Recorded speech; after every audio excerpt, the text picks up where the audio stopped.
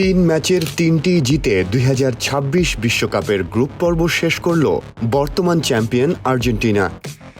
বদলি হিসেবে দ্বিতীয়ার্ধে মাঠে নেমে আরেকটি অনন্য কীর্তি গড়লেন তাদের অধিনায়ক ও সেরা তারকা লিওনেল মেসি। প্রথম খেলোয়াড় হিসেবে বিশ্বমঞ্চে টানা ৭টি ম্যাচে গোলের রেকর্ড গড়লেন ৩৯ বছর বয়সী এই তারকা।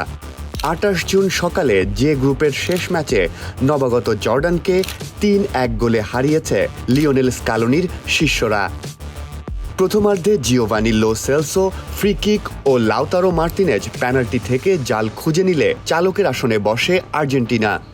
বিরতির পর শুরুর দিকে মুসা তামারির গোলে ব্যবধান কমিয়ে লড়াইয়ের আভাস দেয় জর্ডান। তবে ফ্রি কিক থেকে মেসি সরাসরি নিশানা ভেদ করলে নিশ্চিত হয় আলবিসেলেস্তেদের জয়। বিশ্বকাপের ইতিহাসের সর্বোচ্চ গোলদাতার এটি ১৯তম গোল।